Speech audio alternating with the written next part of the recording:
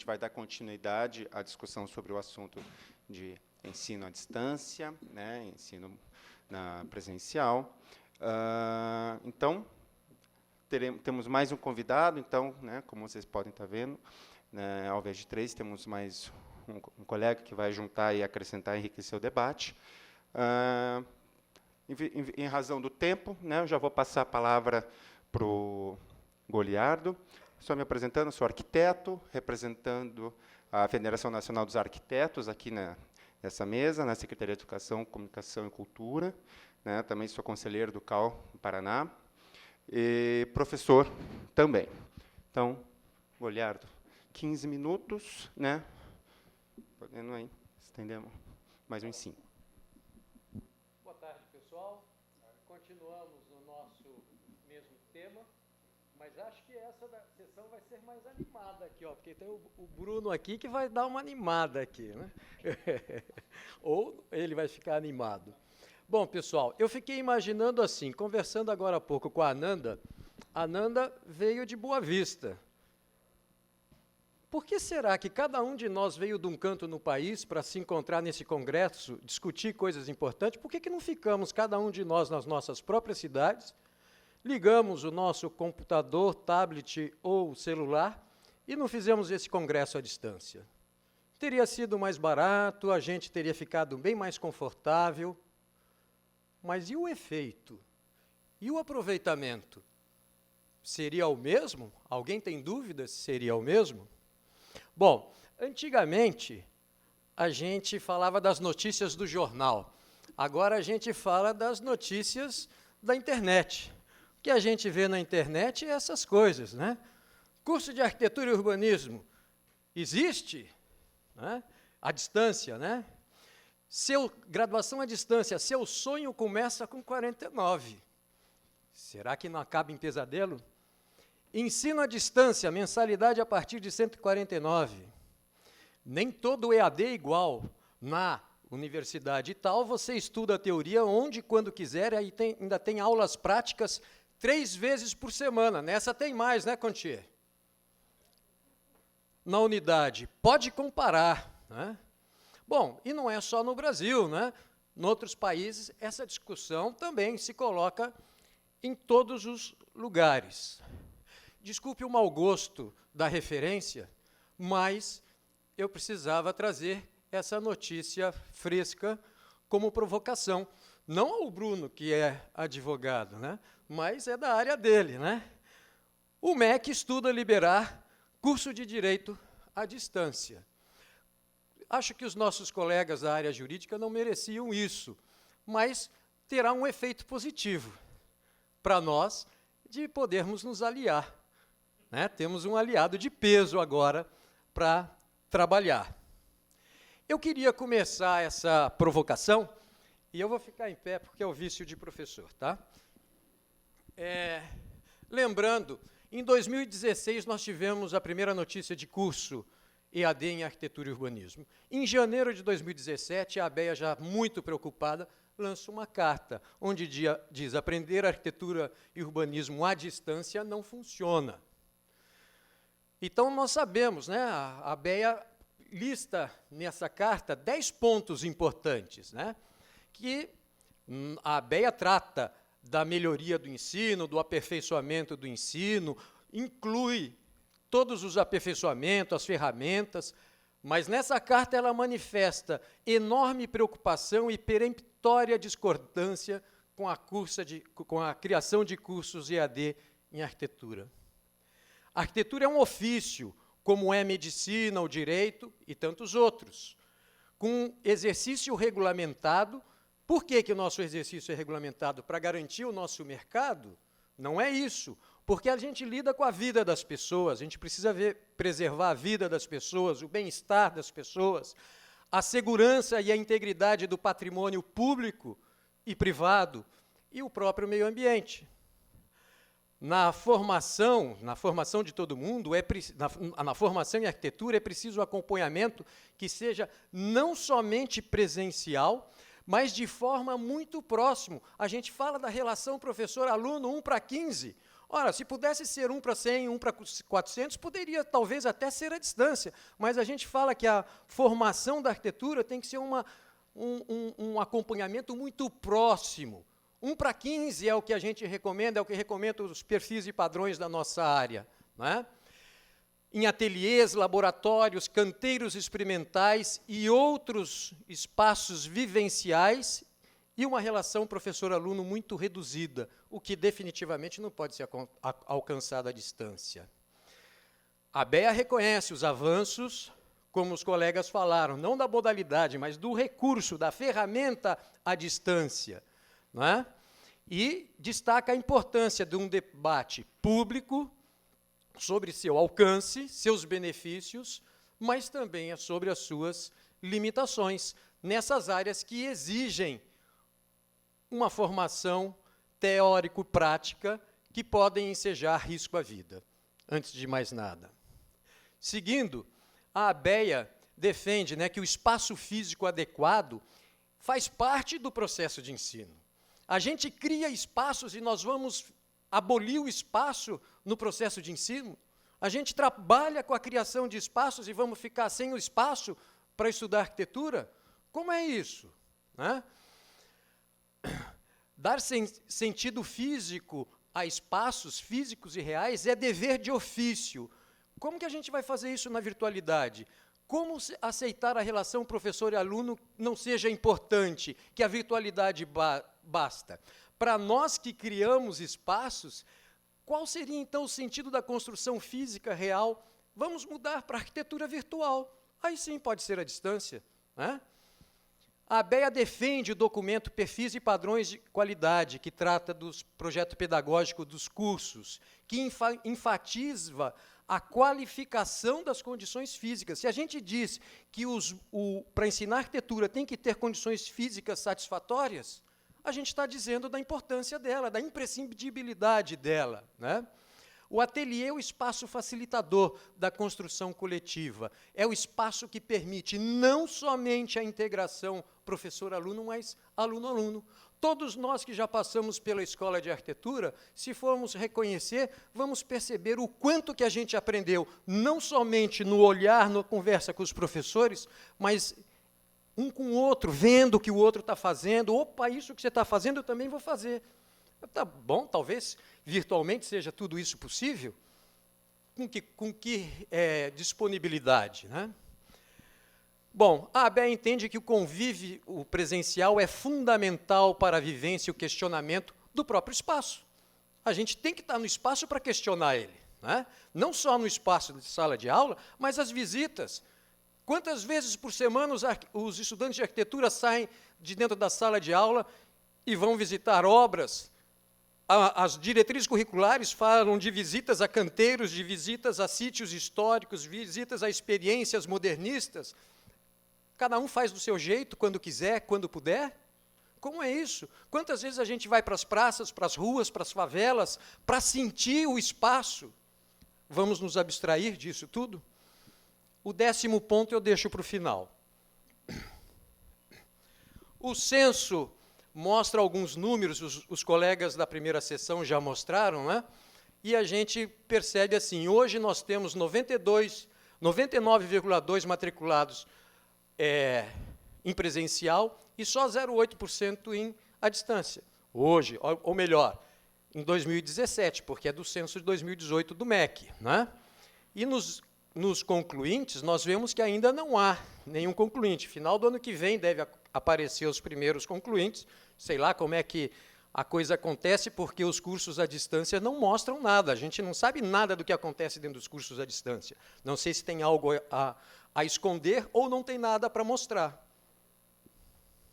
Bom, pelos dados do CAL, a gente tem o número de arquitetos e urbanistas, um número muito expressivo, Contier mostrou, Caldana mostrou, né? E a gente vê que arquitetura e urbanismo está na lista dos 10 cursos com a maior quantidade de alunos no Brasil. Em 99, eu tive a oportunidade de escrever um artigo para o Congresso da ABEA que dizia abertura para novos cursos de arquitetura no Brasil, uma questão de qualidade ou de quantidade? E naquele momento eu dizia, num país onde ainda faltam tantas construções, falta escola, falta posto de saúde, falta um monte de coisa, a gente vai dizer que tem arquiteto suficiente? Muitos estados não tinham nenhum curso de arquitetura. Isso era 99, a realidade mudou muito de lá para cá. Agora aqui começam a ficar números impressionantes. 95% dos cursos são à distância. Aliás, são presenciais, mas só 65% das vagas são presenciais. Os cursos à distância, com 5%, oferecem já 35% das vagas. E a gente vai ver, assim, os que já estão funcionando, o que ainda vão funcionar, né? E me chama a atenção, não vou entrar nos detalhes ainda, mas os cursos à distância, tem muito curso que já está autorizado, ainda não começou a funcionamento, né? Mas nenhuma instituição pública oferece curso à distância. Por que será? As instituições públicas que ainda são consideradas as de qualidade, não sei no futuro com o que possa acontecer por aí, mas elas não oferecem curso à distância. Aliás, as grandes instituições, as mais sérias, não oferecem. Oferecem quais? As que têm mais interesse empresarial, comercial. Deve ser muito lucrativo. Ou será que elas estão interessadas apenas em levar o ensino de todas as áreas, mas no nosso caso específico da arquitetura e urbanismo, aos pontos mais remotos do país? É isso que está interessando a essas instituições? Acho que a gente tem que fazer algumas perguntas assim. O ensino presencial de arquitetura e urbanismo oferecido no Brasil hoje é de qualidade? É aceitável? Todos nós que estamos envolvidos sabemos que tem muitos problemas. Sérios problemas a serem resolvidos e enfrentados. Mas onde estão esses problemas? Quais são as suas principais deficiências? Temos que encarar isso, é verdade, o ensino presencial não está bom. Será que é mesmo necessário a gente estar dentro de uma aula física para receber uma educação de qualidade? Ora, será que é possível oferecer um curso à distância de qualidade em arquitetura e urbanismo? São controversas as perguntas, foi de propósito isso, né? Eu acho que não adianta a gente pensar assim, não dá e ponto. Será que dá? Como dá? Que cuidados a gente precisa ter? Então vamos separar as questões. A educação à distância é uma modalidade de ensino aceitável, podendo formar profissionais de qualidade. Ponto. Eu aceito isso. Há áreas, porém, com especificidades, em que a má formação e a má prática podem trazer sérios riscos às pessoas, à sociedade e ao ambiente. Então vamos separar. Nas áreas aceitáveis, há condições de qualidade a serem seguidas pelas instituições que oferecem AD para formar. Nas áreas aceitáveis, elas têm que seguir. As instituições estão seguindo os padrões aceitáveis para uma educação de qualidade ou estão meramente buscando reduzir custos e aumentar lucros? Acho que fica para a nossa reflexão. Como é que é visto o EAD pelo MEC e pelo mercado? O MEC define o seguinte: é uma modalidade educacional na qual alunos e professores estão separados, físico-temporalmente, e por isso faz-se necessária a utilização de meios e tecnologias de informação e comunicação. Simples assim, à distância, pronto. Já o pessoal do EAD, no site ead.com, que permite que você faça matrícula, te direciona para fazer matrículas em vários cursos, desde que você entre, primeiro de tudo, com o seu CPF, a primeira coisa que se pede ali. É uma nova alternativa de ensino que as pessoas têm encontrado para adquirir o seu diploma. Eu pensava que o ensino oferecesse mais do que adquirir um diploma, que oferecesse competência, habilidade para ajudar a sociedade, atender o mercado, né? Com horários e turnos de estudos flexíveis, e desta forma conquistar um bom emprego ou subir de cargo dentro de uma organização.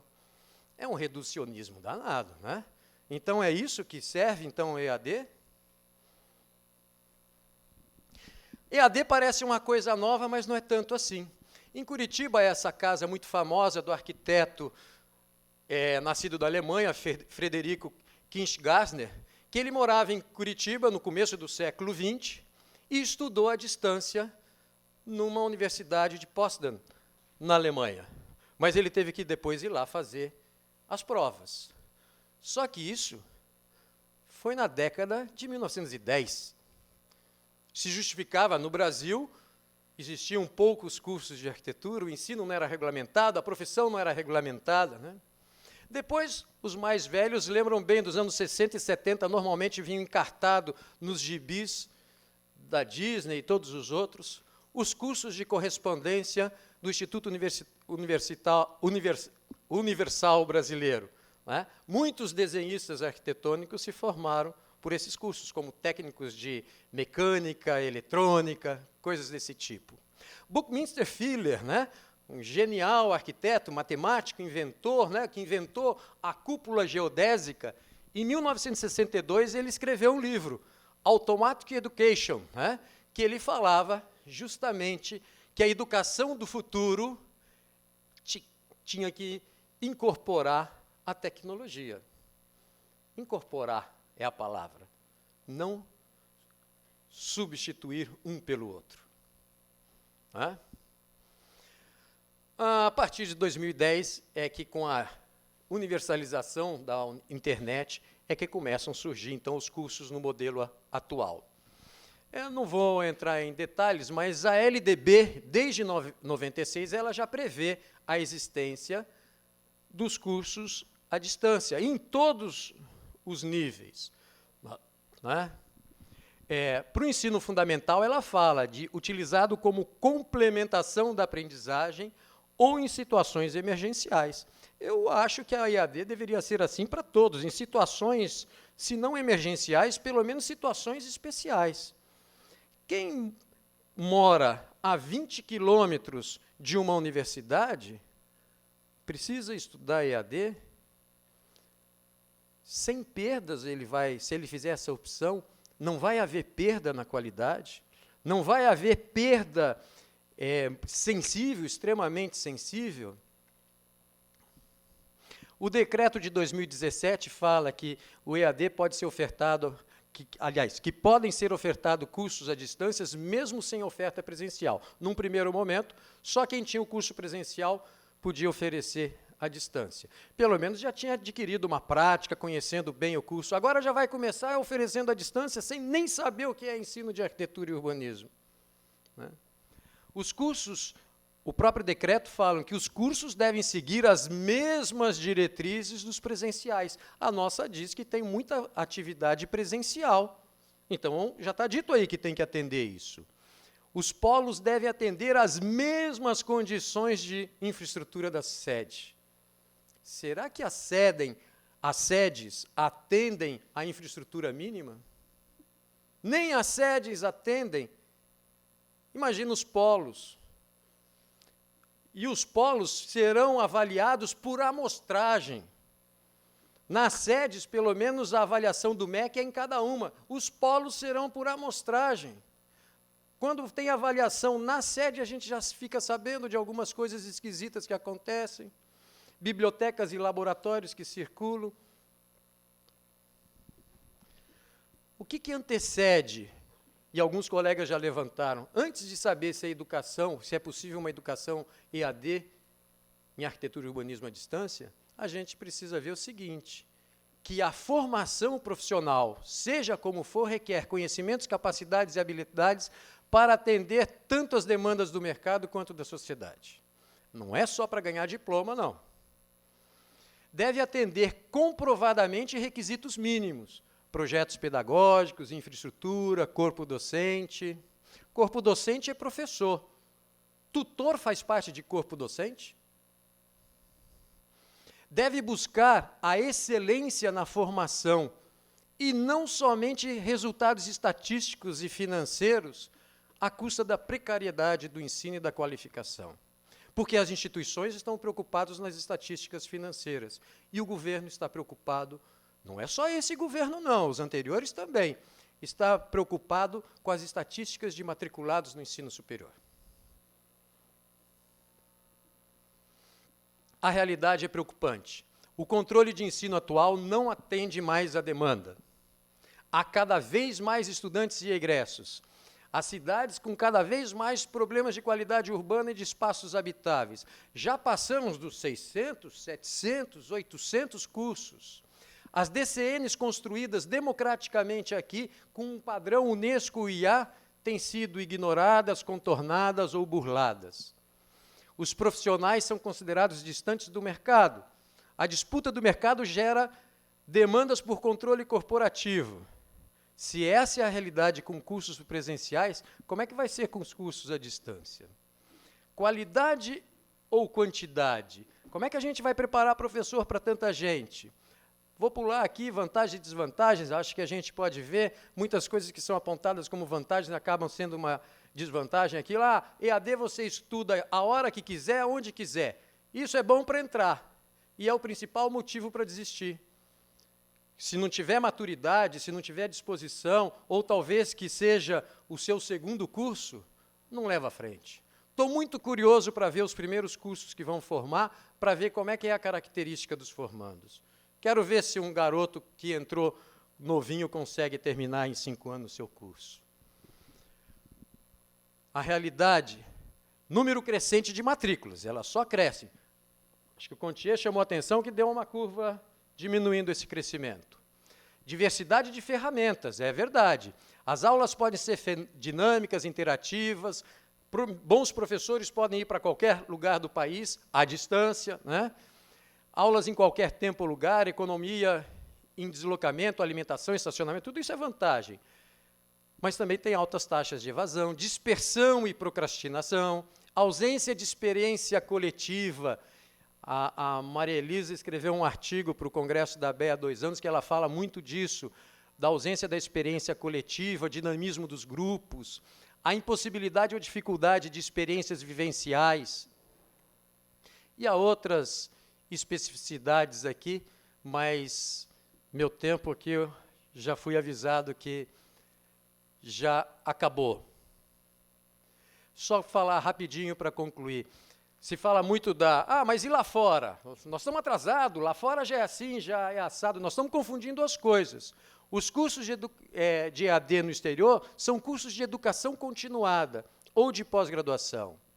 Ou então cursos de difusão do conhecimento arquitetônico, como o que se falou, Oxford está oferecendo curso de arquitetura à distância. Curso livre, para qualquer um fazer, não curso de graduação. Alguns países, alguns cursos, e eu mostro ali uma universidade pouco conhecida do Havaí, está oferecendo um curso à distância, que não é aceito pelo organismo americano de credenciamento de profissionais. Impressiona o número de vagas, né? Um curso com 34.800 vagas e outro com, parece número cabalístico, 9.999. Não é 10 mil, é só 9.999. Para acabar, tá bom? A falta de controle sério e responsável, presencial ou à distância, resulta em níveis baixos e inaceitáveis de qualidade. Esse é o nosso problema. Há uma crise ou mesmo um descaso no controle da oferta de ensino por parte do Ministério da Educação. O MEC trata como iguais áreas com características muito diferentes. Há áreas em que a própria área incentiva o ensino à distância. Para algumas dá super certo, para outras é perigoso. Para quem? Para nós, porque vai disputar o mercado? Não, o perigo é para a sociedade. A avaliação de cursos hoje oferece mera aura de oficialidade e conformidade. O acesso amplo e democrático ao ensino superior, à custa da baixa qualidade, não pode ser aceitável.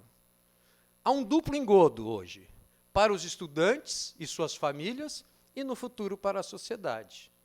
E aí o 10 que eu disse. A ABEA conclama entidades, professores, estudantes, sociedade civil a participar do debate e solicita aos organismos reguladores do ensino a suspensão imediata do funcionamento dos cursos de arquitetura e urbanismo à distância. É isso, pessoal. Era a provocação. Obrigado.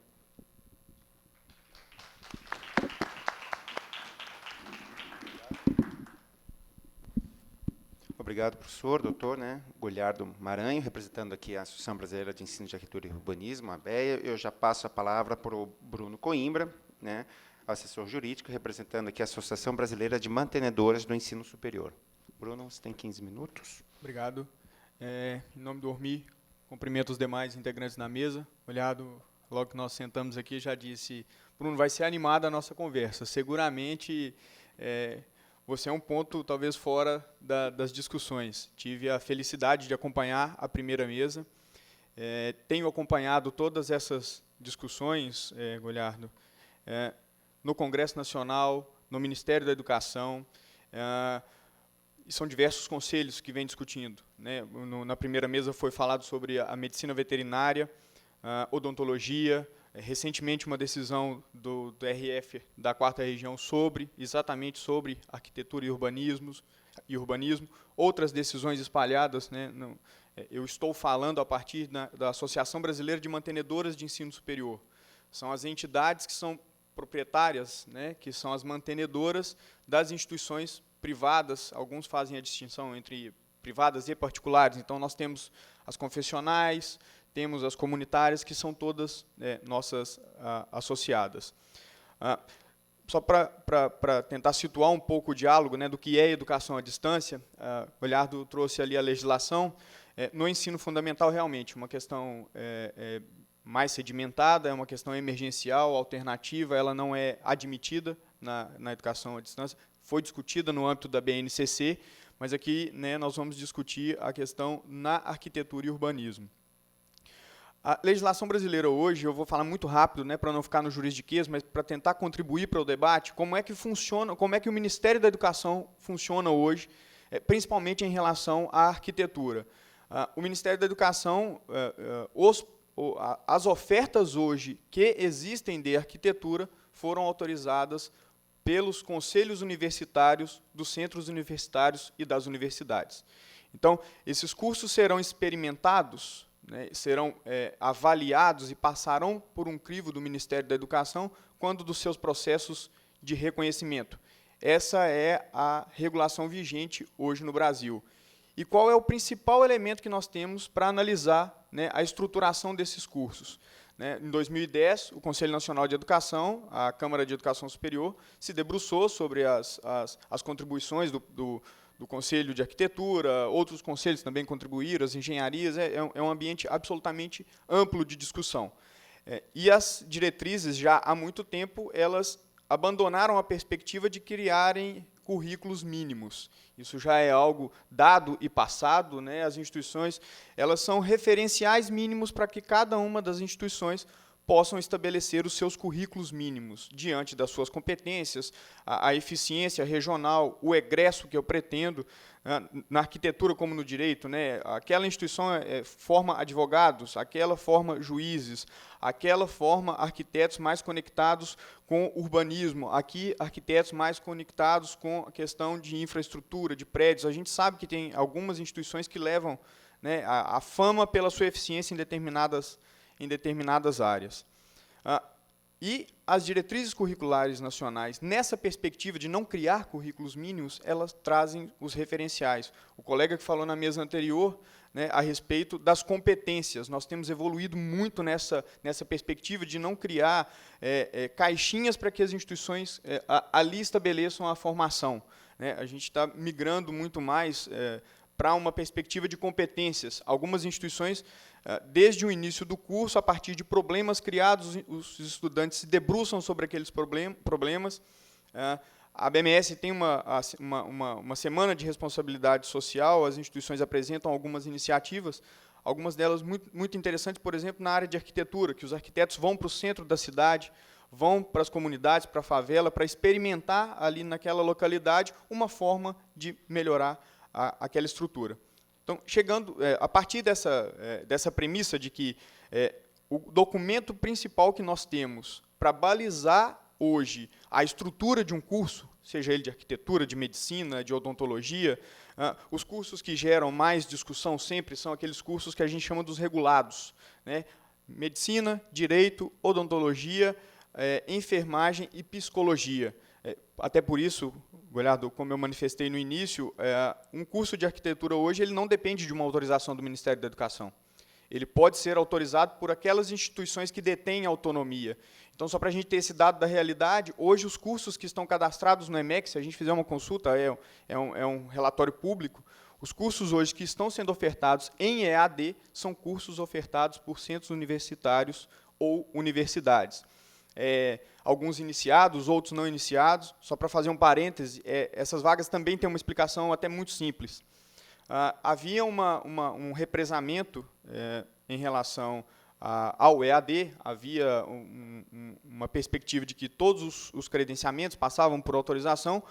O MEC, partindo de uma vertente que ele passou a dar bônus regulatório a partir daquelas instituições que tinham conceitos melhores, em 2017 isso mudou. O que a gente até discutiu muito lá no âmbito da BMS foi, talvez as instituições não tenham tido a necessária percepção de como expandir para o EAD.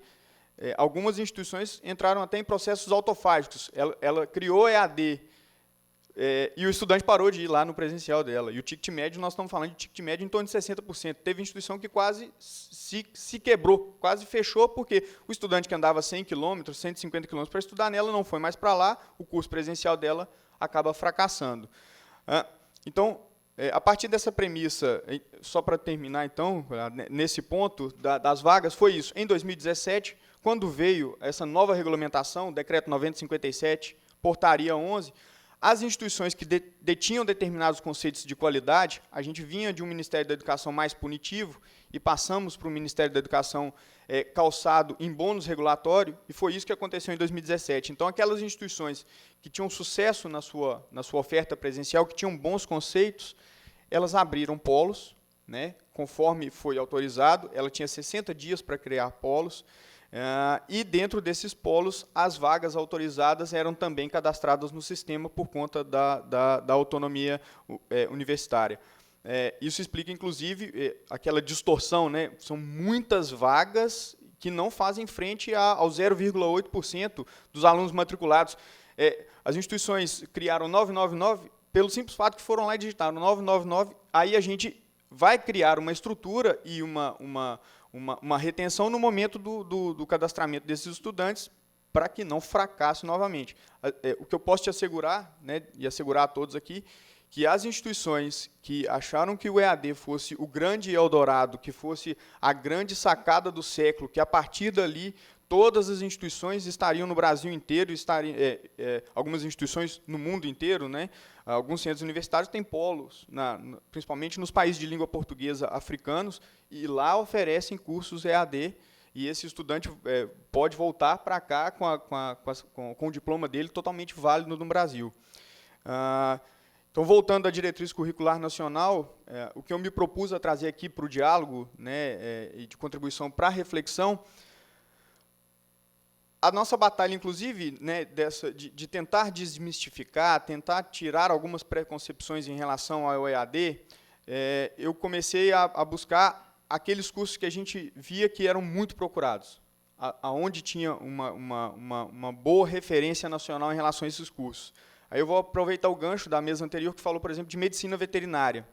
Eu conheço 2 projetos de medicina veterinária em que a atividade presencial é de 78%. Aí começa a distorção. Então, por que um curso à distância tem 78% de presencialidade? É uma explicação só regulatória, simplesmente regulatória. Qual seja? E esse polo, inclusive, é melhor do que muitos laboratórios que eu conheço de cursos presenciais. Mas é um grupo educacional grande, que são os grandes grupos educacionais. Ele tem condição financeira, né, de estabelecer um polo numa região, vou dar um exemplo de São Paulo, no interior de São Paulo, onde o agronegócio é muito forte, ao invés dele passar por um credenciamento, colocar um campus fora de sede, tantos outros cursos que possam sobrecarregar aquele sistema, quando ali a única eficiência seria de um curso de medicina veterinária e, eventualmente, 3 ou 4 cursos correlatos com a medicina veterinária, agronomia e outros cursos ali daquela área, ele estabelece ali um polo, um polo que, se você não souber que ele é um polo, você tem certeza que ele funciona uma faculdade, e dentro daquele polo são desempenhadas todas as atividades presenciais, e eu vou usar o termo aqui, né, desejáveis para uma plena formação, para que o aluno tenha as competências, né, que o mercado está solicitando, e aí é simplesmente por uma questão de regulação. Né? Não tem conexão com qualidade, a qualidade, inclusive, já decorre do fato dela ter tantos polos quanto autorizados pelo Ministério da Educação. Então, para explicar um pouco também, tem um pouco dessa mística de que o curso EAD é 100% EAD. Eu afirmei isso há 3 semanas no Congresso, quando a gente estava discutindo educação à distância na saúde, e quando eu manifestei, eu não olhei essa semana, mas não tem nenhum curso 100% à distância autorizado hoje pelo Ministério da Educação. Quando eu afirmei isso, inclusive uma colega que era do Conselho de Enfermagem abriu a internet, né, curso 100% online, graduação. Apareceram milhares de sites.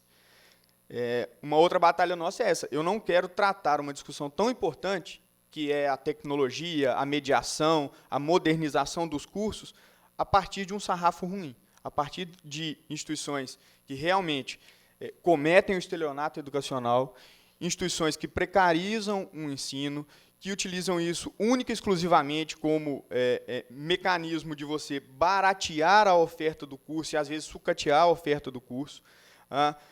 Até por isso, a gente começou a chamar aquelas instituições que, por excelência, têm tido sucesso nessa oferta para que elas sirvam de referencial. Eu vou respeitar o tempo, então, eu vou só pontuar, tem mais 4 minutos, né? Vou só pontuar essa percepção. O artigo 80 da LDB, então, trouxe para nós a oportunidade de uma educação à distância, e hoje nós temos 2 regulamentos muito simples para o EAD, e é sobre eles que a gente tem a regulamentação da educação. Um é a portaria 1428, que ela diz que nós podemos ter 20%, né, de educação à distância nos cursos presenciais, e aí eu estou falando de medicina, de direito,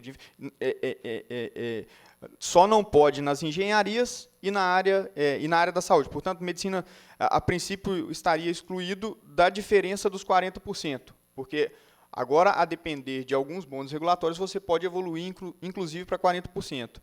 Então, voltando, por exemplo, na questão da medicina veterinária, aquele curso que tem mais de 70% de atividade presencial e é um curso à distância, ele é mais do que, eventualmente, o próprio curso presencial.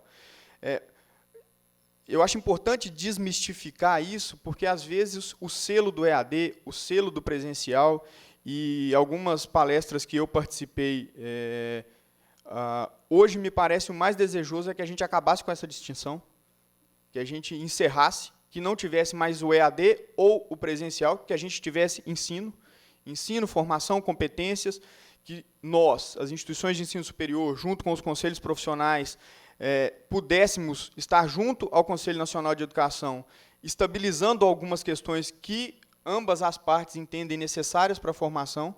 Infelizmente, o que se vê hoje é o total distanciamento, né? Nós não temos dialogado. Quando eu vi até o tema dessa palestra, né, da democratização dos ambientes, né, das cidades, nós temos distanciado, nós não temos dialogado a respeito do que nós desejamos em relação aos cursos.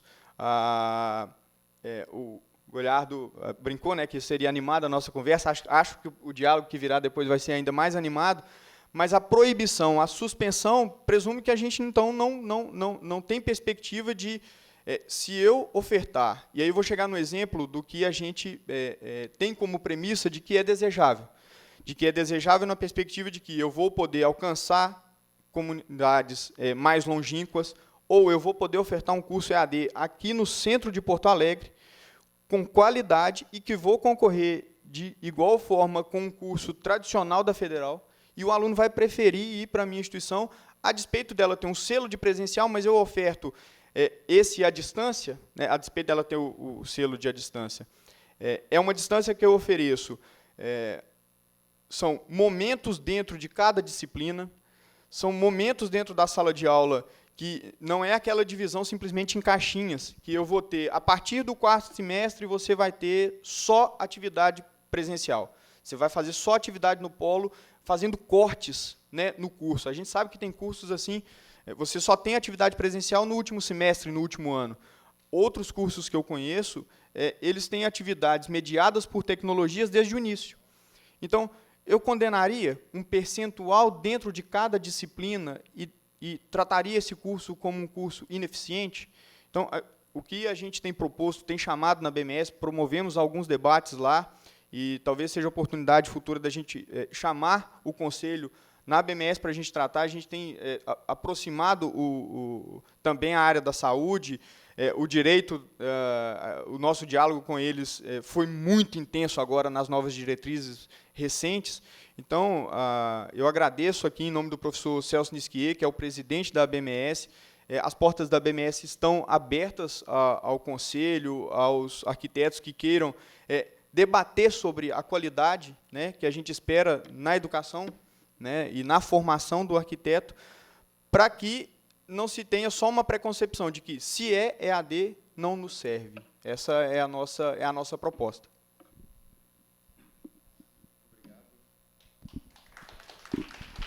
Obrigado, Bruno. Representando, então, a Associação Brasileira de Mantenedores do Ensino Superior, eu já passo a palavra para a professora doutora Maria Elisa Batista, representando aqui o IAB. Bom, eu agradeço essa chance de estar aqui em Porto Alegre, né, no CBA, com o tema Espaço e Democracia, convite do IAB. E ao lado aqui da ABEA, da FENEA, né, do Bruno e do nosso mediador. E vou desejar a todos que esses nossos trabalhos possam, de alguma maneira, contribuir para a gente viver em cidades democráticas e republicanas. Eu digo isso por conta do próprio tema do Congresso, né? A prática da democracia, ela exige a presença. Coração, corpo, voz, cérebro, alma, né? O espaço democrático é um espaço animado, é um espaço que tem gente, ele abriga o dissenso, ele abriga o debate, e o espaço só existe com o corpo. Acho que eu podia parar minha palestra aqui, né? E achei ótima essa pergunta, será que tutor tem corpo, né? Que o Goliardo fez. Né?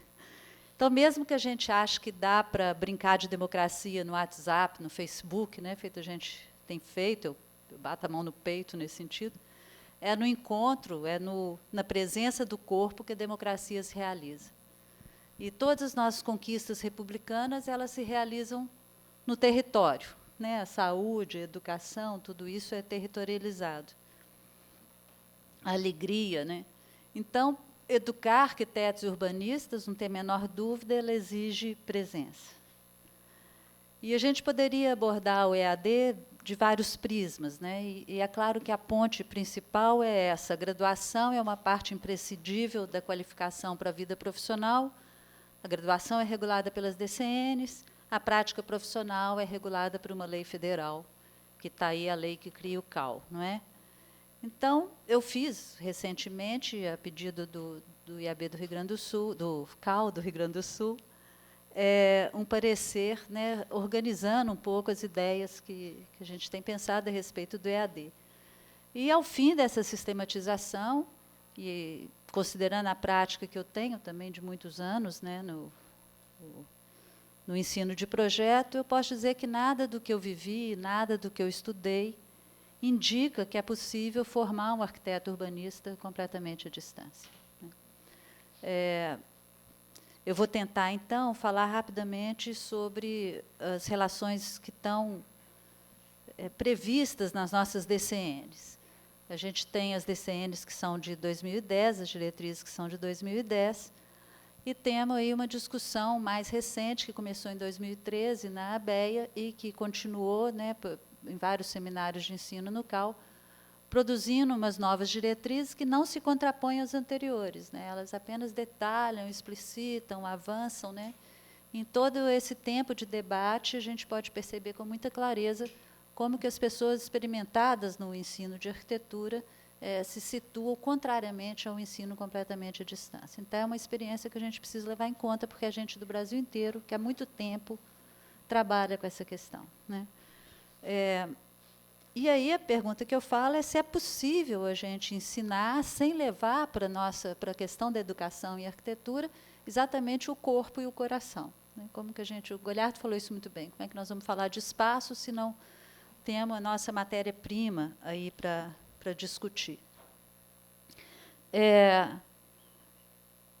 Nesse documento que foi sintetizado pelo CAL, mas que vai agora ainda em novembro para o Congresso da ABEA, para ser mais discutido ainda, tem 3 aspectos que eu acho importantes, assim, 3 pontos, né? Primeiro, fala algumas definições de arquitetura, né? Então, arquitetura e urbanismo tratam das condições de habitabilidade dos lugares nos quais as atividades humanas ocorrem e tem papel importante na saúde das populações. Esse talvez seja um dos aspectos importantes que nos associam à área da saúde, né? O presidente aqui do Rio Grande do Sul tem uma palestra ótima que ele começa a palestra falando das doenças, né? E depois mostra o mapeamento da saúde pública do médico de família, em que 80% do questionário diz respeito à arquitetura e urbanismo, né? E não tem arquiteto e urbanista aí nessa jogada. Depois, uma questão de compreender que a arquitetura, a qualidade dos espaços, o urbanismo, a organização do território, as paisagens, são questões vitais de interesse público, e elas constituem um patrimônio coletivo. Então, a nossa profissão não é pouca coisa, né, vamos dizer assim. O outro aspecto é que o projeto, no campo da arquitetura e do urbanismo, ele constitui-se um processo criativo, que é resultante de elaborações gráficas e intelectuais, que é baseado no conhecimento da realidade, na crítica da experiência, e é uma ação transformadora e constituição do devir, cuja finalidade precípua é melhorar a vida individual, coletiva e pública. Então, se a gente trabalha, né, com pessoas, se a gente precisa compreender os anseios, tudo isso está nas diretrizes, né? Se a gente precisa compreender os desejos, os anseios, as necessidades das pessoas, tanto individualmente como coletivamente, como o conjunto maior da sociedade, necessariamente a gente tem que conviver com essas pessoas. E há instrumentos das ciências sociais que nós temos que lançar a mão, e há essa necessidade da gente se situar como parte desse grupo e conseguir compreender isso. Isso é impossível à distância, não é? Porque é uma questão que tem a ver exatamente com a nossa sensibilidade, com a percepção, né, com essa relação humana, não é? O outro aspecto é que, se a gente lida com espaços onde essas atividades vão acontecer, os espaços da vida privada, os espaços da vida coletiva e os espaços da vida pública, democrática, nós precisamos compreender esses espaços. E aí, apenas vivenciando esses espaços, percorrendo, andando, discutindo coletivamente, né, é que a gente se prepara para esse embate futuro, né? O Argan fala que a gente não projeta nunca para, a gente projeta contra.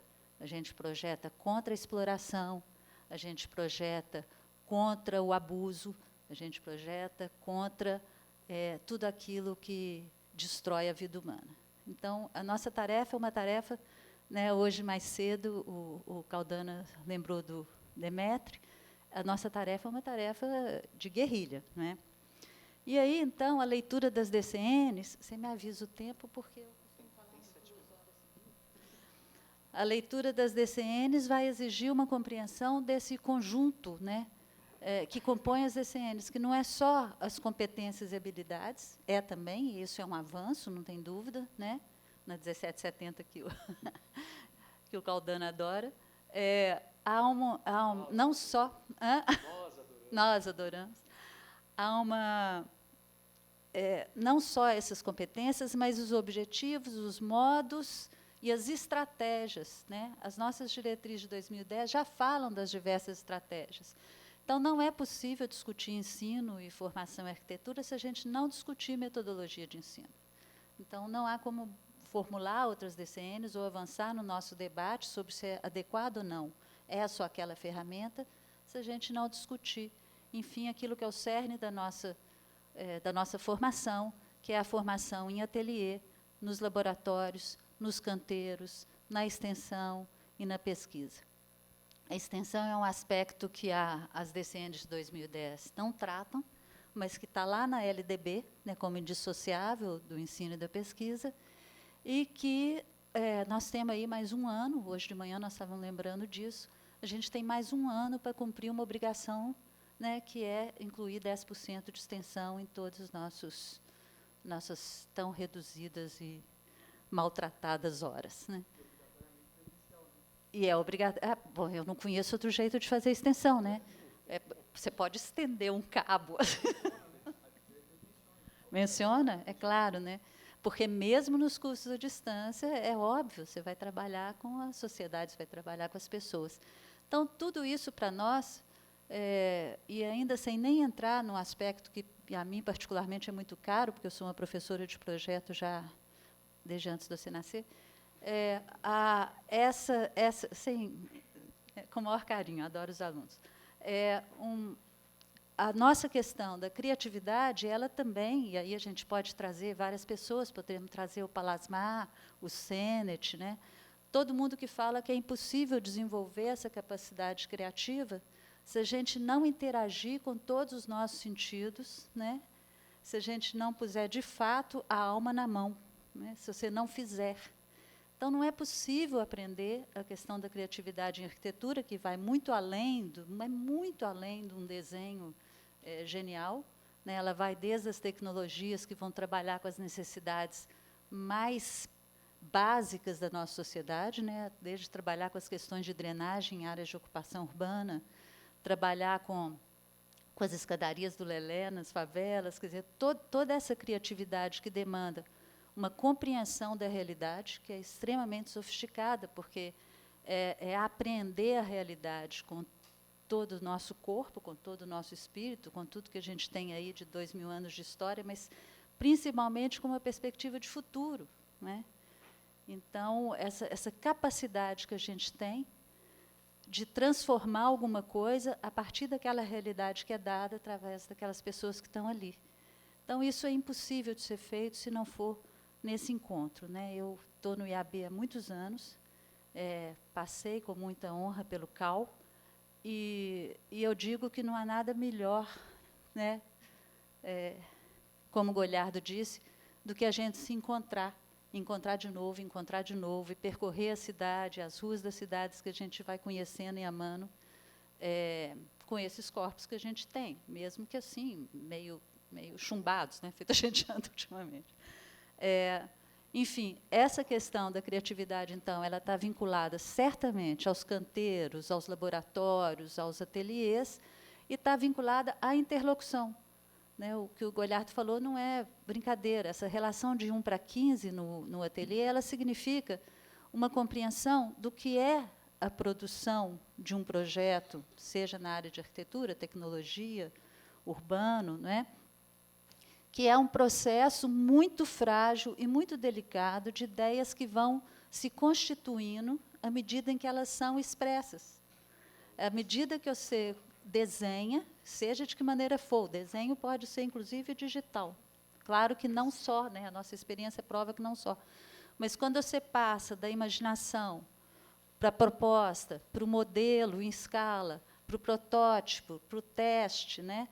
Todo esse processo ele precisa ser acompanhado por alguém com mais experiência e precisa ser compartilhado por um grupo que está fazendo a mesma coisa, porque é nesse processo um pouco instável, um pouco fluido, que as ideias conseguem evoluir. Esse processo ele não consegue ser feito à distância através de uma tela de computador.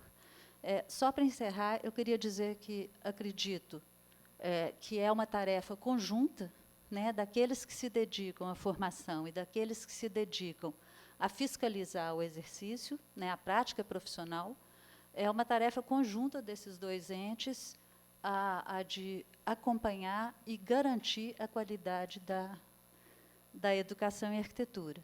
E eu queria dizer que uma das coisas que me preocupa profundamente, hoje eu estava comentando, né, lá no fundo do auditório, é que essa certa ilusão com uma tecnologia digital, como se ela, de fato, tornasse completamente acessível, ela bate numa realidade de profunda desigualdade digital que nós temos. Então, exatamente aqueles estudantes que farão esses cursos, na sua maioria, são os meninos que, em vez de perceber, meninos e meninas, eu ainda não acostumei com esse negócio de eu não ser arquiteto. Depois eu explico isso. Essa turma é que, ao invés de estar ali assistindo aquela aula interativa, maravilhosa, fantástica, com todos os recursos que a tecnologia digital mais avançada nos permite, essa turma vai estar num metrô, comendo um sanduíche com um celular de má qualidade, tremendo na mão dele e tentando assistir qualquer coisa que a gente imaginou que ia ser outra coisa. Então, essa desigualdade digital também tem que ser levada em conta nesse momento. Eu queria agradecer a chance de conversar com vocês e estou à disposição.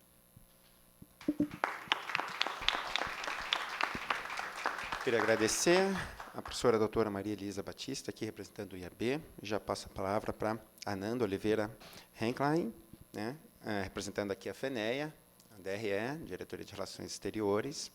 Em 15 minutos, Ananda. Sim.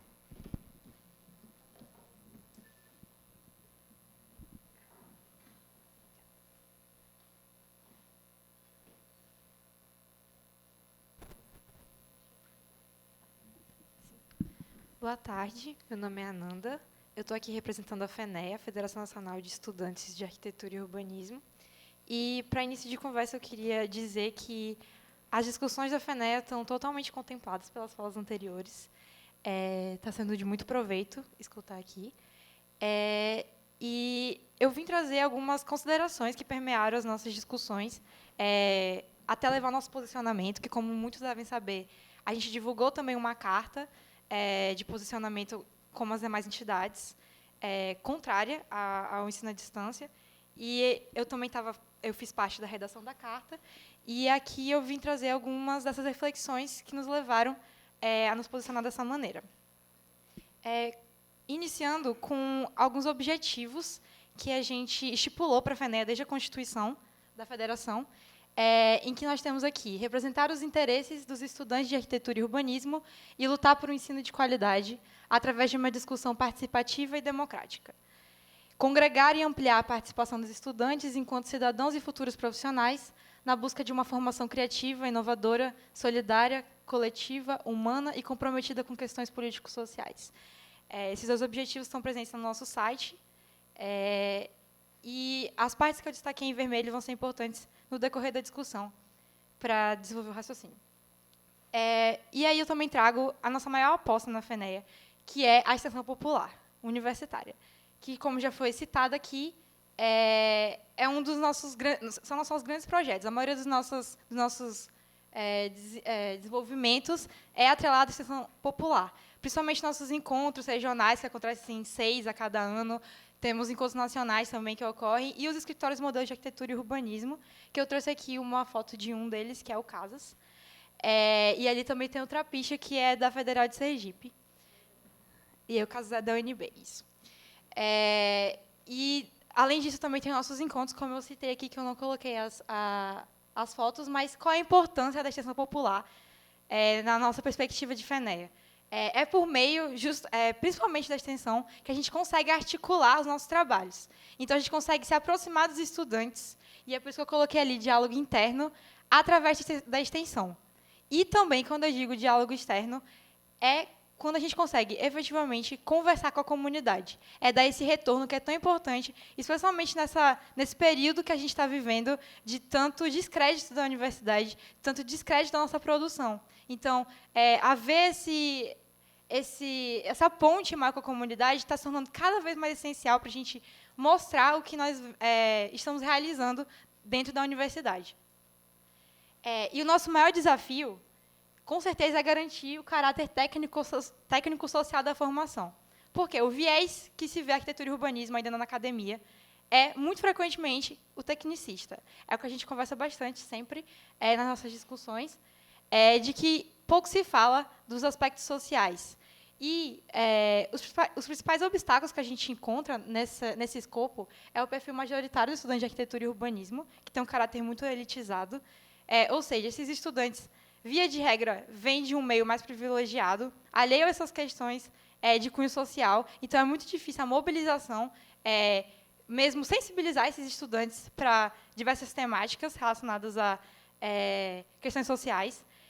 A senso comum construído de ciência exata estanque, desvinculada das pautas sociais, que entra nesses méritos que eu acabei de mencionar, e aos sucessivos descréditos e desmontes da educação, que eu vou falar um pouco melhor disso, mas vem sendo uma tendência, principalmente nesse ano, os ataques que a gente vem sofrendo e que também desarticulam bastante os nossos trabalhos. E aí eu trago aqui também a nossa experiência no trato constante, diário, com os acadêmicos de graduação em arquitetura e urbanismo no Brasil, em que a gente se vê frente a um grande contexto de passividade e comodismo, uma grande necessidade de uma criticidade a ser despertada e uma perspectiva restrita a tecnicismo e a não identidade com o movimento estudantil. Então, a gente tem muitos estudantes que não se veem representados e não veem as pautas a eles pertinentes sendo levantadas pela Federação Nacional de Estudantes, o que é um descompasso, porque, basicamente, estão ignorando o que a gente constantemente defende, pelo contexto que eu comentei anteriormente.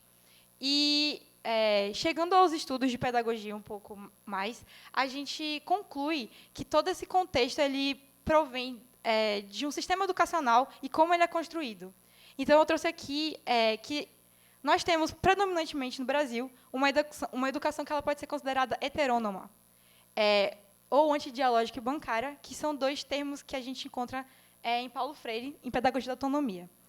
E, quando a gente fala de educação heterônoma, significa que é oposta à autonomia. Então, nós não somos ensinados, desde a nossa formação, antes mesmo da graduação, toda a nossa formação escolar e tudo mais, é levada nesse sentido de que a gente recebe passivamente as informações e não é estimulado a se ver como protagonista da nossa formação, como sujeitos ativos desse processo que é a aprendizagem.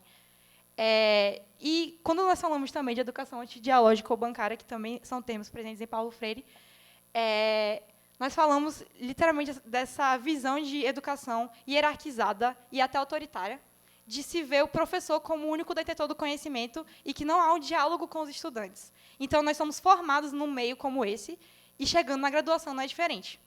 Então, é muito complicado a gente começar a falar de outras formas de ensino, levando em consideração esse histórico de formação dos estudantes brasileiros. E, além disso, tem o nosso caráter tecnicista, que também vem da nossa formação, desde a escola, no sentido de que nós somos sempre estimulados a priorizar as ciências exatas em detrimento das humanas, e tudo que tem aquele retorno imediato para o mercado como mais importante, em detrimento do que seriam os estudos de base, que vêm sendo também cada vez mais atacados. E aí eu coloquei ali que é o contexto prévio e contínuo à graduação, porque, como eu disse, vem desde a nossa formação mais tenra idade, nós temos essa realidade. E aí eu trouxe algumas definições que considerei pertinentes, no sentido de conceituação mesmo de cada um dos modelos de ensino possível de serem aplicados. Nós temos a pedagogia, que é a mais comum, que se refere ao ensino de crianças e adolescentes. E, quando a gente fala de andragogia, já é outra maneira de se encarar a aprendizagem e o ensino, porque se refere ao ensino de adultos. E tem cada vez mais sido frequente essa abordagem, porque é necessário mudar, a partir do momento que o público-alvo muda, a didática e a metodologia quando a gente fala de ensino. Então, a andragogia vem nesse contexto de adaptar didáticas ao público adulto. E ali vocês podem ver que a escolha do conteúdo, o que aprender, fica a cargo do professor, mas a escolha do método já passa a ser do aprendiz, que, no caso, seria o acadêmico. E aí, pauto também a eutagogia, que já é um modelo completamente diferente, é nesse processo que se insere o EAD, que é o nosso foco de discussão hoje, em que a escolha do conteúdo e a escolha do método passa a ser totalmente do aprendiz. E ali eu coloco que a eutagogia pressupõe autonomia, flexibilidade e aprendizagem autodirigida. O que é importante de se notar nesse tópico é que vai diametralmente oposto ao que eu acabei de citar sobre todo o nosso histórico de formação acadêmica. Então, como é possível a gente pensar em modelos de ensino, abruptamente falando, que ou seja, é algo que está sendo imposto, que vem de uma maneira presumidamente inovadora, mas que vai contra todo o nosso histórico, tudo que a gente é acostumado a ver como educação. Como se adaptar a isso de uma hora para outra? Como dizer que isso é pertinente? E aí, quando também se estuda pedagogia, o que é unânime entre os pesquisadores é que, para todos aqueles modelos de ensino que eu apresentei anteriormente, é preciso fazer uma análise, principalmente, dos estudantes. Então, qual é o perfil desse estudante? É uma análise individualizada, para você saber. Porque, por exemplo, eu estou falando tudo isso, mas é óbvio que existem estudantes com características autodidatas. Uma hora ou outra vai aparecer, mas não é o que a gente vê correntemente. Não é o que é o perfil da maioria. Então, por isso, o modelo de ensino tem que ser adaptado às diferentes particularidades. O que não é feito. Porque, como a gente viu anteriormente, as propostas de ensino à distância vêm sendo apresentadas de uma maneira cada vez mais abrangente para os mais diversos públicos, com as mais diversas quantidades de vagas, sem nenhuma preocupação para qual público que eu estou oferecendo e o que eu vou trazer de resultado e consequência a partir disso. E aí eu trouxe essa citação que eu acho muito pertinente, que é aprender a conhecer implica aprender a aprender, compreendendo o processo de aprendizagem como um método que nunca está acabado. E eu considero interessante essa citação justamente porque a nossa problemática, enquanto estudantes no Brasil, vem muito nesse sentido de que a gente precisa, primeiramente, aprender a aprender. Aprender como vem sendo nossa situação pregressa, como é que a gente vem a vida toda encarando o ensino, encarando a aprendizagem, encarando o que nos é passado. Então, é um contexto muito maior do que se possa imaginar. É uma questão muito mais reflexiva e muito mais de base do que possa parecer, para a gente tratar com irresponsabilidade mesmo esse assunto. É mais um atestado, na verdade, de displicência com a educação, falar de uma maneira tão rasa desses assuntos. E aí também trago essas considerações de Isla e Machado, que são motivações para aprender no EAD, que foi diagnosticado, né, através de estudos. E aí eles vêm dizendo que as motivações estão em autodeterminação e autorregulação de aprendizagem, equipe envolvida na organização, recursos tecnológicos e didáticos disponíveis. Os tópicos B e C já são questões muito mais externas e que não têm como ser controladas nem previstas, mas a letra A vem, de novo, nesse escopo todo que eu comentei, sobre o nosso perfil majoritário dos estudantes. E como é complicado pensar nesse modelo de ensino tendo em vista o perfil dos nossos acadêmicos. E aí eu trouxe alguns questionamentos aqui, pautando mais arquitetura e urbanismo, que é o nosso foco hoje. E aí vem, fomos a isso tudo ensinados, de uma maneira geral, os acadêmicos como um todo. O ambiente universitário é prescindível, especialmente se pautarmos arquitetura e urbanismo, se pautarmos movimento estudantil. O que eu conversei no início dos slides é de como a extensão popular é material essencial para a nossa atuação enquanto movimento estudantil, como a nossa articulação depende intrinsecamente da extensão popular. Então, tirar esse nosso espaço de diálogo, tirar esse nosso espaço de conversa frente a frente com os alunos, certamente vai ser completamente pernicioso aos nossos objetivos, a nossa tentativa de efetivar o movimento estudantil. É saudável tratar a educação como um laboratório, sem nem mesmo antes garantir o sistema atual? Inovação, futuro ou modismo? A gente está também num período agora político nacional em que as coisas são apregoadas cada vez mais como sinônimos de inovação, como sinônimos de o futuro chegando, e é o futuro e tudo isso. E cada vez mais cabe a gente questionar que futuro é esse e como é que a gente está tratando essas temáticas. Se elas estão virando escravas do mercado ou se a gente está literalmente falando do que nos interessa, que é a melhoria da educação. E qual é o papel da graduação, afinal? O que acreditamos e lutamos enquanto FENE? Então, a gente definitivamente entende a graduação como esse período, principalmente de sensibilização, que foi o que foi dito aqui. Como é importante essa vivência acadêmica, essa vivência com nossos professores, com os nossos colegas de classe, para desenvolvermos essas habilidades.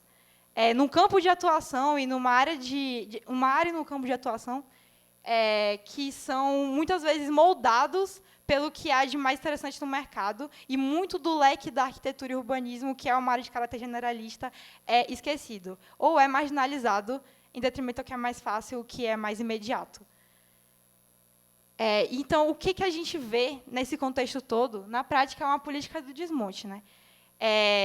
Mais uma vez, nesse sentido de ver problemas na graduação e, ao invés de propor uma reforma, uma questão colaborativa, conjunta, discutir com reitores, com professores, com os alunos, como que a gente pode melhorar, a gente destrói, ou a gente sugere algo, uma alternativa que parece milagrosa, a curto prazo, sempre a curto prazo. A gente nunca pensa a longo prazo quais são as consequências que isso vai ter, que tipo de profissionais a gente vai criar. Aí vem o alinhamento aos interesses de mercado, que são o monopólio dos aspectos técnicos, uma modalidade como o EAD, que não vai ter uma regulação tão forte, que a gente não vê o que está acontecendo. É cada vez mais simples de se ater aos interesses de mercado, assim como a gente pautar organizações sociais, decidindo o que se estuda nas universidades. E menos espaço para desenvolvermos criticidade. E eu vim, por último, fazer um apelo, um chamamento, falem como vocês quiserem, nesse sentido todo da educação, porque, primeiramente, é muito importante a gente estar tendo esse espaço no CBA, os diversos espaços que a FENE está sendo chamada, convidada, porque é a nossa voz, né, sendo reconhecida, e, nesses períodos, novamente, de desmonte, é cada vez mais importante dar voz a nós, acadêmicos. E uma pauta que a gente cada vez mais vem levantando é essa, de que é preciso ver o ensino de arquitetura e urbanismo como o futuro da profissão. Nós somos a renovação e, futuramente, é a gente que vai estar atuando em arquitetura e urbanismo. Então, a lida séria e responsável com essas temáticas é imprescindível para a gente construir uma área profissional de qualidade. Então, muito obrigada pelo espaço. Aqui tem as referências de onde eu peguei alguns estudos para poder embasar. E muito obrigada. Obrigado, Ananda, né, pela sua fala, representando a FENEA. Bom, um agradecimento a todos aqui da mesa, né, com suas falas muito didáticas, muito pertinentes ao tema. Nós vamos ter, a princípio teríamos 15 minutos, mas começamos uns 15 minutos atrasados, acho que até 30 minutos para discussão, para debate. Então, antes de lançar solicitar as perguntas à plateia, eu lanço também uma pequena reflexão, justamente pegando um pouco do que os 4 palestrantes comentaram sobre essa crescente, né, de forma exponencial dos cursos de arquitetura, né, se a gente já chegou a fazer uma análise de quem é esse público que está consumindo a arquitetura. Dentro das entidades de classe, a gente sempre acaba discutindo sobre a valorização da profissão, a dificuldade que a sociedade tem de nos reconhecer como vital, como protagonistas dessa transformação social, urbanística, né? E a gente, se for poder analisar de uma certa forma esse crescimento de cursos, né, até um certo limite, obviamente, mas mostra que a sociedade está entendendo a arquitetura como uma profissão digna, né, de transformação social. Mas também isso acarreta algumas questões, como o que, né, até a Ananda comentou, sobre um curso que até alguns anos atrás era elitista, em função do processo seletivo para entrar numa universidade, que era muito concorrido, então privilegiava os estudantes que tinham uma melhor formação ali no ensino médio, né, no ensino fundamental. E hoje os cursos de arquitetura estão disponíveis para praticamente toda a sociedade. E isso também nos mostra a questão do problema sistêmico da educação no país, que os alunos estão chegando muito mal preparados. Então, quando a gente vai discutir ensino de arquitetura, né, a qualidade do ensino, a gente já começa recebendo um aluno com uma dificuldade muito grande de escrever, né, da própria língua portuguesa em si. E, até pegando também um gancho que a Maria Elisa comentou aqui sobre, né, a questão da importância do curso presencial, do aluno estarem em corpo e alma nos ateliês, está cada vez mais difícil para os professores competir com o uso do celular nas salas de aula, né? Os alunos estão num curso presencial, mas é como se estivesse à distância, porque eles estão, às vezes, num mundo um pouco paralelo, e cada vez mais nós temos que nos redobrarmos para garantir aulas que eles possam ter o interesse e possam realmente trazer toda essa discussão que a gente colocou até o momento aqui pelos palestrantes, discutir, interagir, né, e realmente perceber a importância desse universo. Então, a partir desse momento, eu abro para perguntas. Então, vamos fazer blocos de 3 perguntas e passo para os palestrantes para eles responderem em bloco.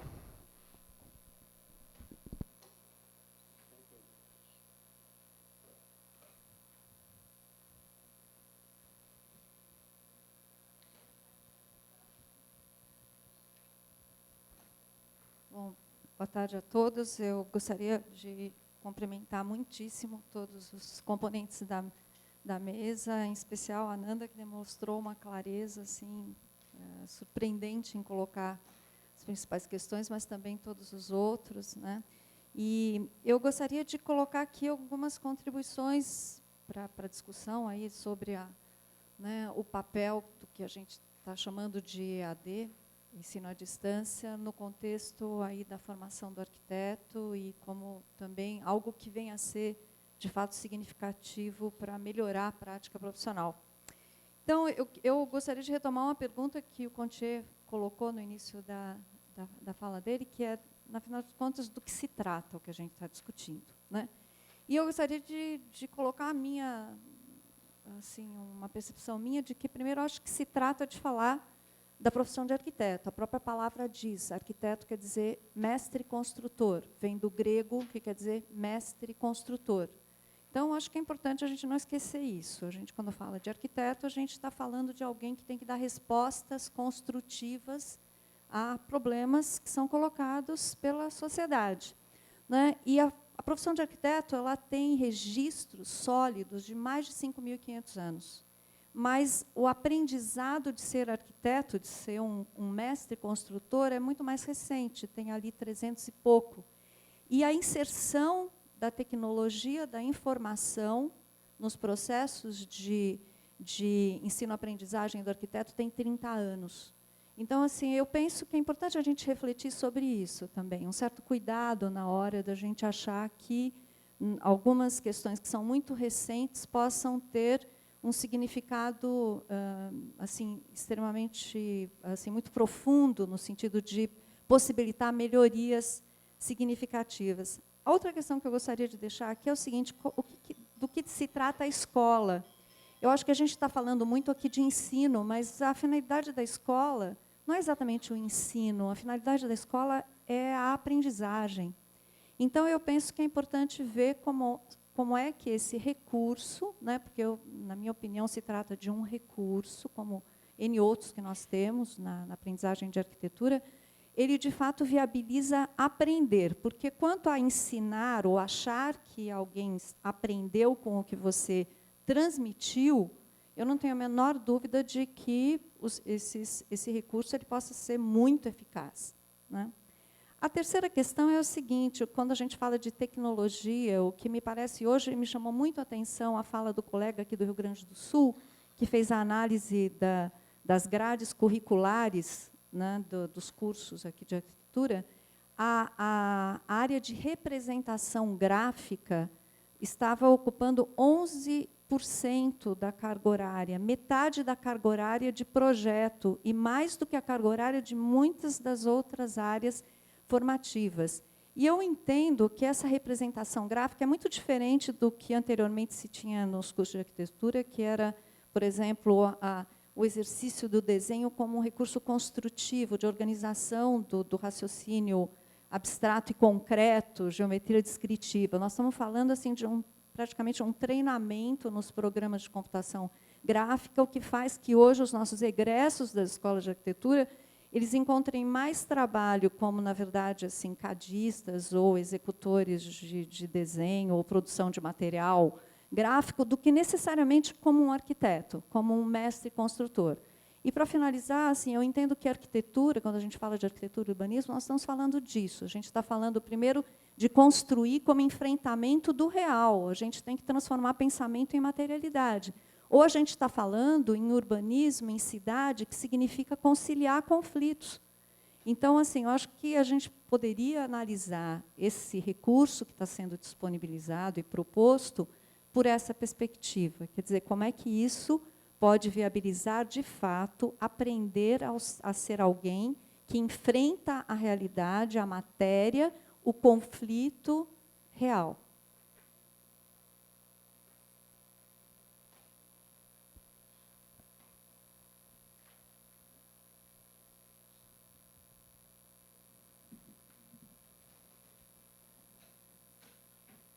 Alô. Bom, meu nome é Rodrigo Altoff Medeiros. Eu graduei-me em 83, aqui no Rio Grande do Sul. E no meu escritório se trabalha com AutoCAD, com Revit. Eu sou do tempo da prancheta ainda. E trabalhar a lápis. Dou aula há 20 anos, coordeno um curso de arquitetura numa universidade, Unisul, Universidade do Sul de Santa Catarina, que passa por uma transformação e está sendo a sua gestão está sendo mudada, modificada, né? Ou seja, vai ter uma outra mantenedora. Eu anotei alguns dados bem genéricos aqui, gerais. Ela tem 20 mil alunos. O curso de arquitetura tem 21 anos de existência. E nós temos em Tubarão, nós temos um polo também em Florianópolis, mas em Tubarão nós temos 350 alunos. E agora, na segunda-feira, na sexta-feira eu recebi um e-mail, e na segunda-feira, como coordenador, eu tive que tomar uma decisão que é colocar 20% de disciplinas do curso em EAD. Nós tínhamos em torno de 5%, e eu fui obrigado a botar 20%, usando essa palavra mesmo, né? E aí coloquei, dentre outras, as disciplinas que tive que escolher. Escolhi, por exemplo, dentro de alguns critérios que estabeleci, junto com o meu núcleo docente estruturante, escolhi geometria descritiva. Vai se aprender geometria descritiva à distância ou não?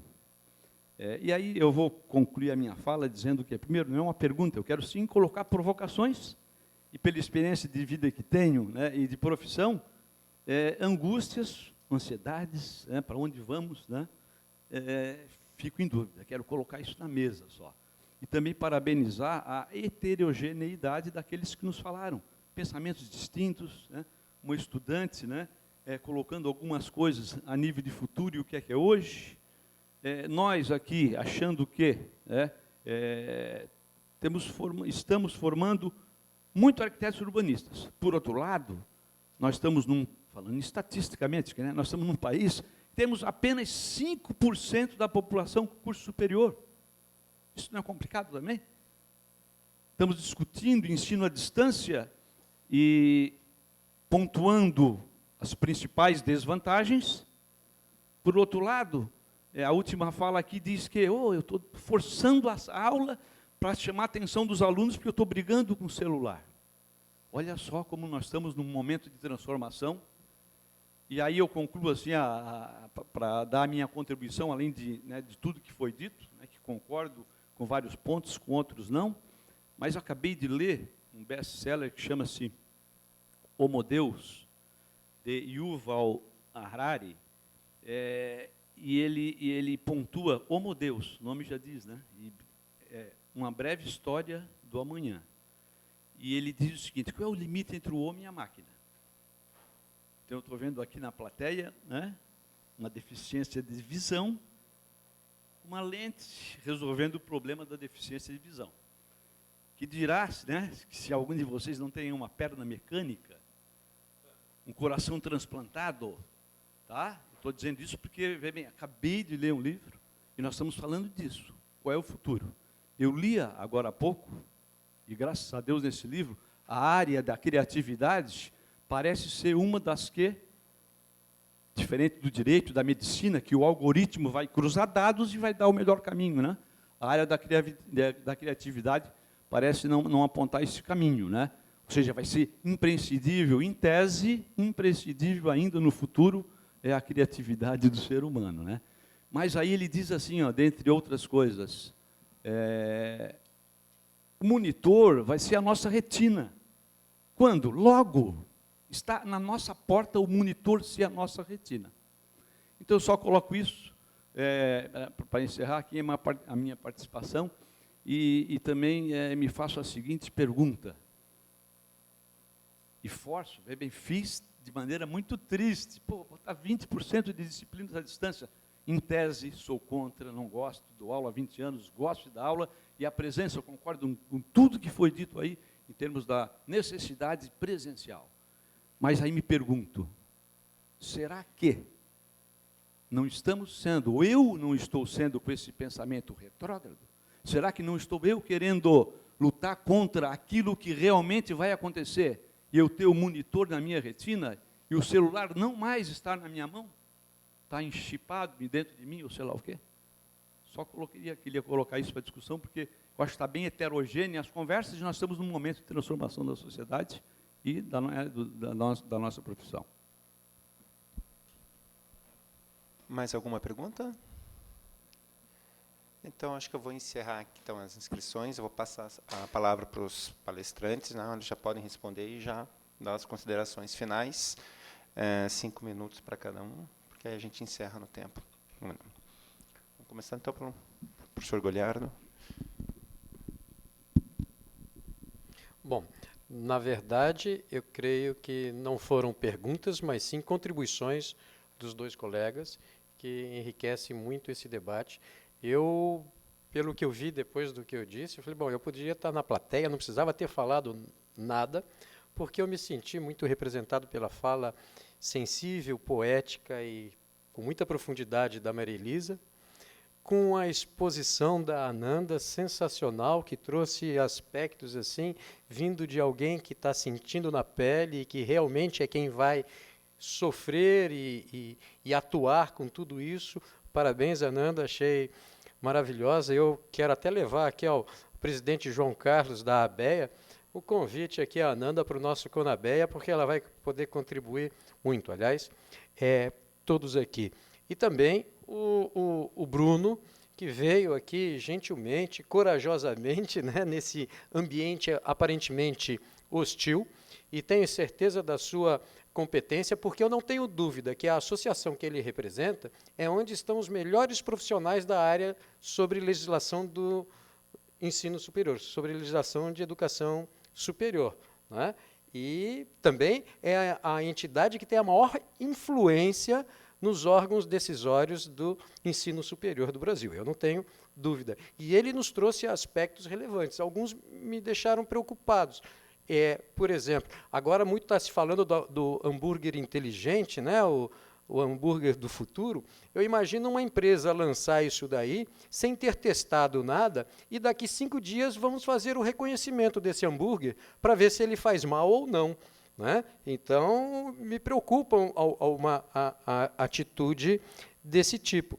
Também, enfim, acho que é muito legal para quem está lá nesse curso à distância, com tanta carga presencial, mas o que eu entendi que é um subterfúgio que a instituição encontrou para poder oferecer um curso fora da sua sede, né? Não sei se o caminho da educação superior deve continuar sendo pelos subterfúgios, né? Eu acho que temos que tratar da coisa da realidade, como deve ser, né?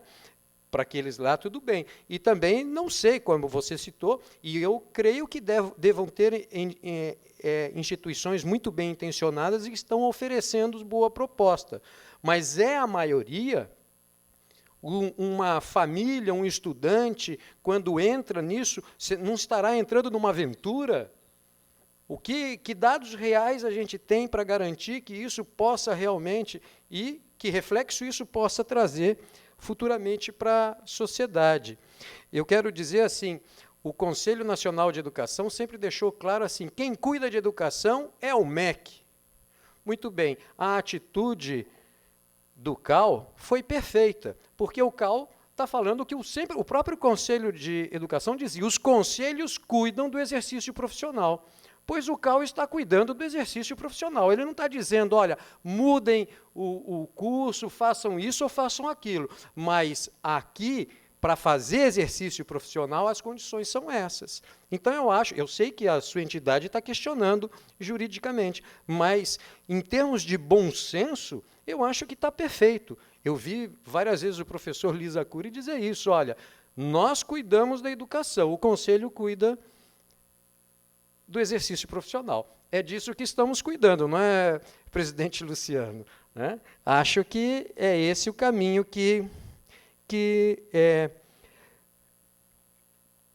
nós temos. Acho que é suficiente, muito obrigado pela paciência de todos, e acho que é uma briga que nós vamos enfrentar, porque, com toda a inteligência e a competência do Bruno e dos seus colegas, a briga não será fácil, mas a gente está pensando não em lucro.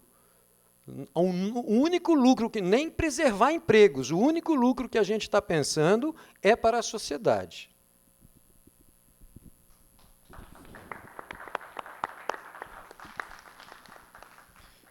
Eu acho que é mais ou menos na minha fala em relação à promoção de concílios. Quando eu fui dialogar, por exemplo, com o Conselho de Enfermagem, numa das oportunidades, até uma representante do Conselho Federal de Enfermagem chegou com um catéter numa audiência pública e falou: você gostaria que alguém que só assistiu televisão passasse esse catéter em você? Né?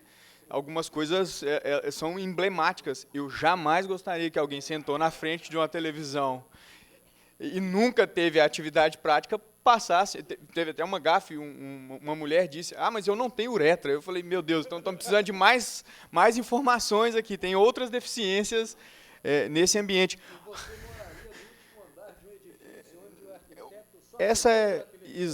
Essas provocações são recorrentes. Como eu disse, a regulamentação de 2017 ela evoluiu muito, porque antes de 2017, por exemplo, você não poderia levar alguém a um ambiente profissional, chão de fábrica, ateliê fora do polo. Então, inclusive, algumas evoluções vieram acontecendo.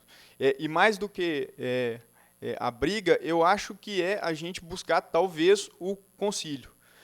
Tem estamos nos apartando, né, em algumas discussões. O Conselho Nacional traz para si a exclusividade, né, de discutir a educação, mas o Estatuto da OAB, a lei federal que regulamenta os conselhos, o Conselho Federal, ele tem atribuição, sim, de contribuir para as discussões, ser ouvido democraticamente nos ambientes. Claro, né, são as agruras da democracia. Eu falo, mas não sou ouvido. Isso é recorrente. E na fala do colega da universidade aqui, algumas apresentações que a gente... As instituições de ensino superior privadas também estão diante de alguns desafios. O EAD é esse. Na fala anterior, é exatamente isso. Nós estamos com milhares, centenas de milhares de vagas, estamos com 0,8% de preenchimento dessas vagas e evasão. Será que esse EAD que está sendo oferecido está a contento? O estudante tem aderência a esse conselho? A proibição, por exemplo, da resolução, seguramente é um efeito colateral que o estudante falou: já que o conselho não me quer como seu profissional, eu não vou estudar à distância. Ou eu não vou estudar, que talvez, infelizmente, seja o que vai acontecer na grande maioria das situações. Se ele não for pelo EAD, ele não vai ter alternativa, ele não vai para a educação presencial, seja pela distância, ou seja, né, pelo valor. E só para dar um exemplo muito que me sensibilizou bastante, a gente hoje tem os bancos, né, convencionais, e já estamos aí com os bancos digitais. Todo mundo falou: é o fim dos bancos, acabou, você não vai ter que passar mais na catraca, acabou o banco convencional porque chegaram os bancos digitais. Então, nós tivemos tivemos um seminário de discussão, e um dos entusiastas da inovação, das tecnologias, chegou lá e falou o seguinte: não se preocupem com os bancos digitais, eles já estão acabando também. O Facebook fez um convênio com diversas entidades, diversas empresas, e a Libra está por ser lançada. Inclusive, Donald Trump, Rússia, já disseram que se lançar a Libra não é que ela acaba com o banco, ela acaba com o conceito financeiro vigente.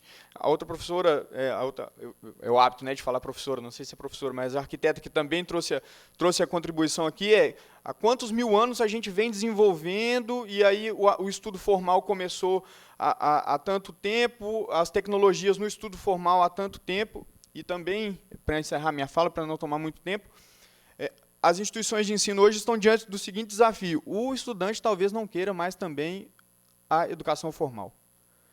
Isso já é um dado da realidade. Vou dar um exemplo nesse meu minuto, que é o seguinte. Uma determinada plataforma desenvolveu uma metodologia de dar cálculo 1 que, aparentemente, para Estados Unidos e Inglaterra, é insuperável na lógica acadêmico-pedagógica já estabelecida. O que as instituições fizeram? Aderiram a esse site e trouxeram os créditos decorrentes desse site para esse aproveitamento. Outro, o Google está desenvolvendo algumas plataformas que eu não quero estudar na faculdade tal, eu quero estudar com o professor, com a professora, eu não tenho condições de ir a Minas, eu não tenho condição de ir para outros lugares, mas eu quero ter parte da ciência dela aprendida por mecanismos. Então, o Google está para oferecer plataformas não mais para as instituições de ensino superior, mas para os professores, para que ele tenha os seus ambientes, para que ele tenha o controle daquela matéria, daquela competência, daquela formação que ela tem maior habilidade e disseminar esse acesso, ainda que não seja uma educação formal. São diversos os desafios para a educação, para a profissão, que eles são um dado da realidade. É ver e entender como é que a gente vai tratar essa realidade. Muito obrigado. Entendi que está encerrando, né, Urmi? Quero agradecer muito a oportunidade, principalmente em nome do professor Celso Nisquier, da ABMS, reiterar que estamos de portas abertas, ficamos lá em Brasília, temos associados no Brasil todo, e eu acho que é pelo diálogo que a gente vai chegar, né, num bom termo, numa boa formação. Há um ditado africano que diz que quando os elefantes brigam, quem sofre é a grama. Tomara que essa grama não seja o estudante, porque proibir o estudante que já entrou, ele perdeu a formação dele toda? Não exatamente. Os conselhos têm muita força e mais do que isso, né, estamos num Estado democrático de direito, então tem a justiça. O conselho já buscou a justiça, o de arquitetura especificamente já teve uma vitória, né, importante, judicial. Mas nós vamos ficar brigando na justiça por isso? Até quando? Aí vem uma proibição, o Congresso edita uma nova lei. Eu acho que a gente tem, os ambientes democráticos sempre são melhores para as agruras da sociedade.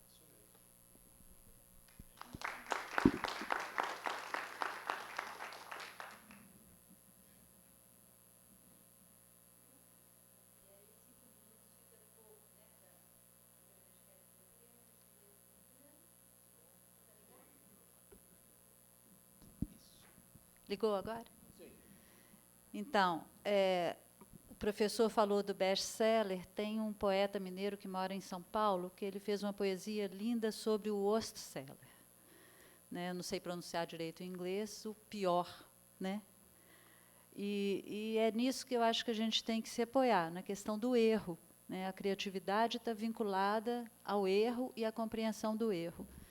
E aí essa noção eu acho que o que foi falado pelos dois e o que a gente percebe é que há uma angústia da inevitabilidade dessa virtualidade da vida.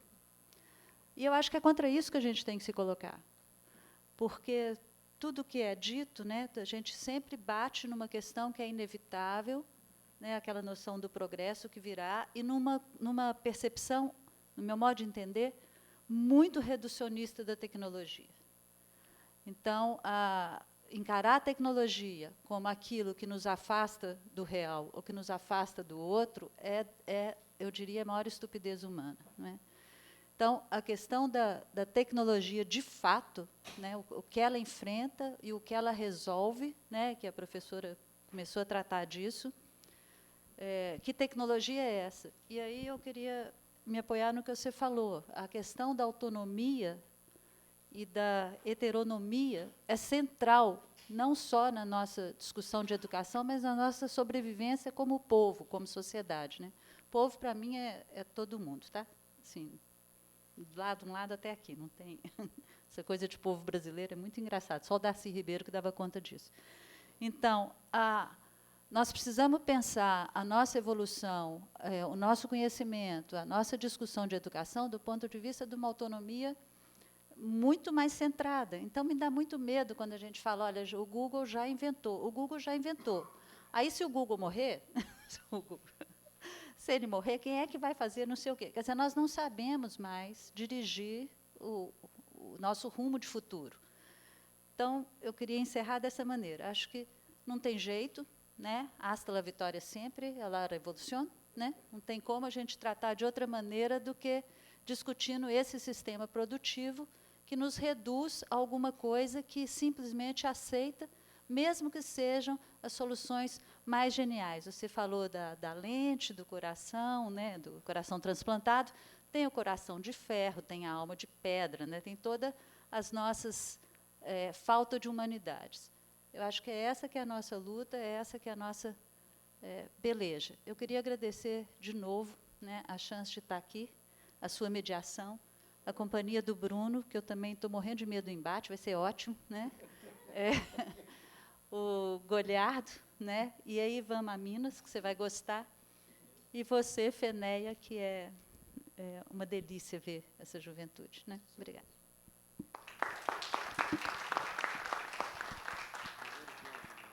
Então, eu só queria reiterar, né, o que já foi dito anteriormente, algumas considerações que eu poderia travar é que, assim, eu tenho 19 anos, eu já nasci nessa era digital, então, longe de mim querer dizer que não dá, que é inevitável a gente inserir tecnologias. Eu acho que é essencial, cada vez mais a gente está caminhando para isso, e o ensino está absorvendo cada vez mais essas tendências tecnológicas, mas é muito diferente a gente falar de ferramenta e de como aprimorar o ensino e substituir. E é essa a discussão aqui hoje, né? De tentativas de substituição. E foi o que eu apontei quando eu falei da política do desmonte, porque a gente tem que começar a ir contra essa corrente de destruição e começar a pautar cada vez mais reforma. Porque, em todos os aspectos possíveis e imagináveis da política hoje, está sendo falado de destruir o que a gente já lutou para construir. E, assim, a educação pública, a educação da maneira como a gente vem, durante anos, se esforçando para edificar, é algo que eu acho que é um direito que nós não podemos abrir mão. Especialmente da educação pública, da maneira como a gente vem tentando aperfeiçoar cada vez mais. Então, a tática de destruição disso tudo é segregação. E a gente está aqui para ir contra isso. Então, acho que tem que ser um pensamento bem assertivo nesse sentido. E, assim, a gente já tem também muitos professores, e eu digo isso porque, recentemente, eu fui num evento do IAB da Bahia, que foi o CCLB, que tinha uma parte para eixo de ensino, e os professores estavam conversando como é que eles estavam abordando a temática de construção civil mais assim pura, né, falando do canteiro de obras e tudo mais, na universidade, como eles estão cada vez mais adaptando a metodologia para poder chamar a atenção dos estudantes, porque realmente está cada vez mais difícil. A gente está num período de tempos líquidos aí, tudo mais, tudo muito rápido, tudo muito imediato, mas eu acho que é uma questão de adaptação. Tem como adaptar sem abrir mão dos nossos direitos fundamentais. E aí é aquela coisa. Eu, por exemplo, aqui trouxe hoje como referência bibliográfica Paulo Freire, e aí podem chamar de sonhador, de utópico e tudo mais, mas assim, eu acho que é tudo base na esperança, né? Então, eu estar aqui para falar que eu acredito na educação como transformação, é isso. Eu não quero abrir mão desse direito porque eu acredito e eu confio que a educação é o caminho. Então, é isso que eu tinha para falar. Obrigada.